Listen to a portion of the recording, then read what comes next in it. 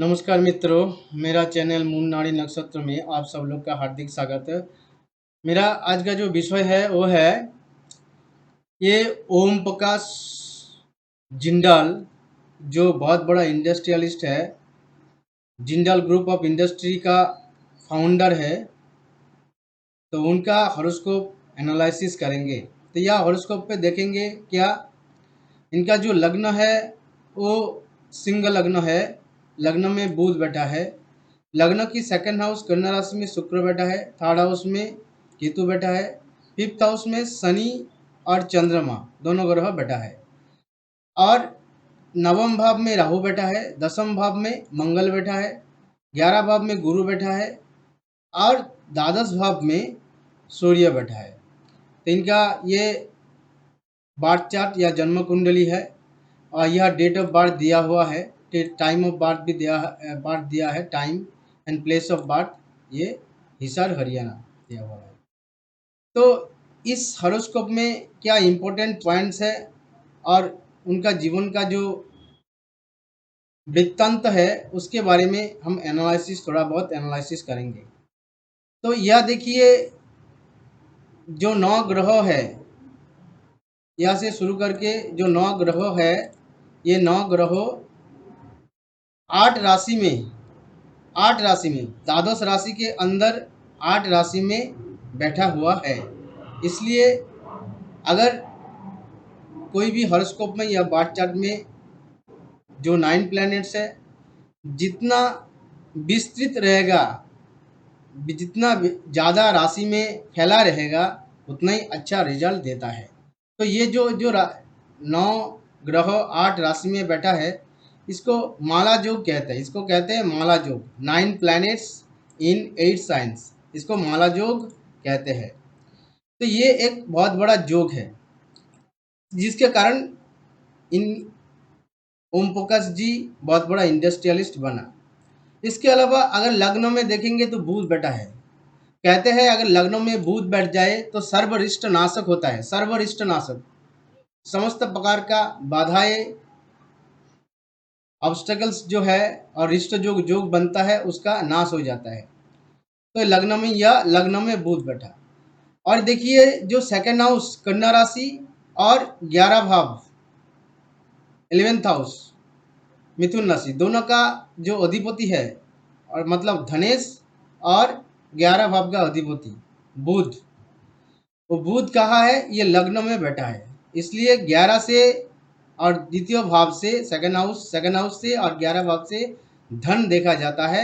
धन का अधिपति एवं लाभ, 11 भाव से लाभ देखा जाता है। धन एवं लाभ का अधिपति लग्न में बैठा है। इसलिए ओम प्रकाश जी बहुत बड़ा इंडस्ट्रियलिस्ट है, बहुत ही रिच पर्सन है।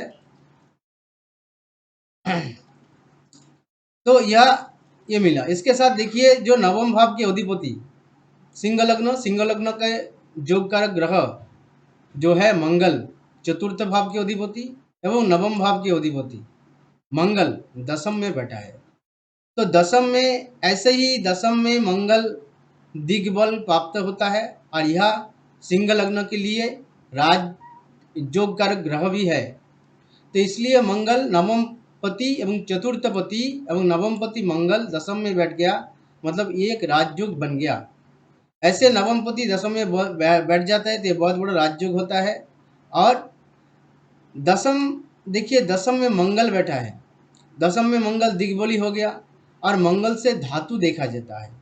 जो धातु है उसको देखा जाता है। तो यह दसम भाव मंगल है, अग्नि कारक भी है। इसके अलावा लग्न जो है सिंह लग्न, वो भी अग्नि राशि है। चंद्रमा जहाँ पर बैठा है धनु राशि, यह भी अग्नि राशि है। मतलब लग्न चंद्रमा जिस राशि में बैठा है मतलब राशि, एवं दसम भाव में मंगल, जो मंगल से धातु देखा जाता है। जैसे जो और मंगल और ये अग्नि राशि, दोनों अग्नि राशि का प्रभाव लग्न में और राशि में, अग्नि राशि में अग्नि का जो प्रभाव है और मंगल भी अग्नि कारक है, वो दसम में बैठ गया। मतलब जो धातु होगा उसको विगलन करके, उसको फॉर्जिंग करके जो इंडस्ट्री होगा, जो मेटल बनेगा, उसी के लिए उनका इतना प्रसिद्धि हुआ। जैसे जो रॉ आयरन है, आयरन ओर्स जो है वो नहीं, क्योंकि मंगल है और जो अग्नि राशि है वो अग्नि को दर्शाता है। मतलब रॉ आयरन को अग्नि में विगलन करके, उसको फॉर्जिंग करके, उसको प्रोसेस करके जो इंडस्ट्री, जो इस्पात मतलब स्टील बनता है, उसके लिए जिंदाल स्टील फेमस है, पूरा दुनिया में फेमस है। मतलब जिंदाल स्टील का उनका इतना बड़ा व्यवसाय है। ये दशम में मंगल की वजह से, मंगल दिग्बली भी हो गया और जो कारक ग्रह भी है और नवमपति है। ठीक है। इसके अलावा और क्या देखेंगे, इसके अलावा देखिए गुरु चंद्रमा शनि योग। ये जो है, अगर गुरु चंद्रमा शनि, गुरु चंद्रमा शनि, ये तीनों ग्रह एक दूसरे के सप्तम में या एक दूसरे के साथ बैठ जाए, जुति कर जाए, तो ये बहुत बड़ा एक योग बनता है, जो आदमी का निश्चित रूप से एक धनी रिच पर्सन या धार्मिक रिलीजियस पर्सन बनाता है। इसलिए ये व्यक्ति रिच भी है और रिलीजियस पर्सन दोनों ही है, क्योंकि जो ओम प्रकाश जिंदल है उनका उन्होंने बहुत चैरिटेबल ट्रस्ट का भी बनाया था और चैरिटेबल ट्रस्ट भी चलाते थे। तो नवम भाव से दान दान देखा जाता है। नवम भाव नवमपति मंगल दशम में है। अगर कोई भी व्यक्ति का नवमपति दशम में बैठ जाए तो उसके जातक का दानशीलता का जो काम है, दान चैरिटी का जो काम है वो करता है। तो इसी के वजह से जो गुरु शनि चंद्रमा ये तीनों का कनेक्शन है, इसलिए ये धार्मिक व्यक्ति भी है और नवमपति दशम में बैठा है, इसके लिए भी धार्मिक व्यक्ति है, चैरिटेबल संस्था चलाते थे। ये था। इसके अलावा और क्या देखेंगे, गुरु गुरु शुक्र चंद्रमा, ये तीनों ग्रह अगर कोई भी हॉरोस्कोप में गुरु शुक्र चंद्रमा और बुध, ये चारों ग्रह के बीच चंद्रमा बुध गुरु शुक्र, ये चारों ग्रहों के कोई भी तीन ग्रह अगर एक दूसरे के केंद्र में बैठ जाए, जैसे यह गुरु शुक्र चंद्रमा तीनों एक दूसरे के केंद्र में बैठा है, तो ये केंद्र में बैठने से, ऐसे तीन ग्रहों शुभ ग्रह की केंद्र में बैठने से मुद्री का योग बनता है, जिसके लिए जातक बहुत ही लोअर लेवल से ऊंचाई लेवल तक, बहुत ऊंची लेवल तक जाता है। तो यह देखिए उसका हॉरोस्कोप में ये मुद्री का योग है, गुरु शुक्र चंद्रमा एक दूसरे के केंद्र में है और इसको मुद्रिका योग कहते हैं, मुद्रिका योग। और लग्न में बुध दिग्बल प्राप्त हो गया। बुध से व्यवसाय देखा जाता है, क्योंकि बुध व्यवसाय और वाणिज्य जो है उसका कारक ग्रह है, बिजनेस का कारक ग्रह है, वो लग्न में बैठा है, इसलिए इनका बिजनेस अच्छा चला, उनको बिजनेस में अच्छा सफलता मिला, क्योंकि लग्न में बुध बैठा है।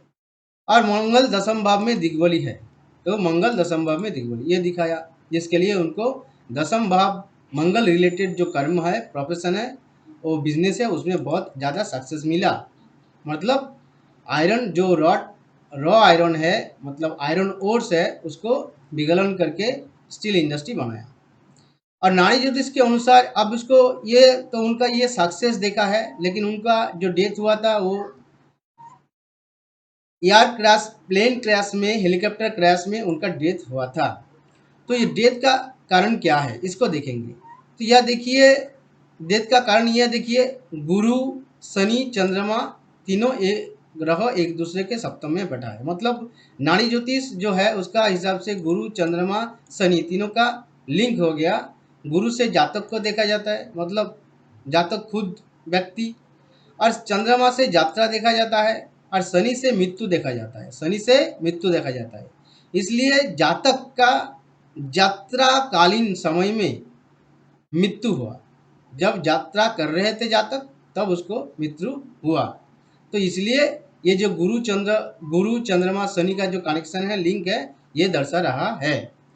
इसके अलावा और देखेंगे कि यह जो अष्टमपति है,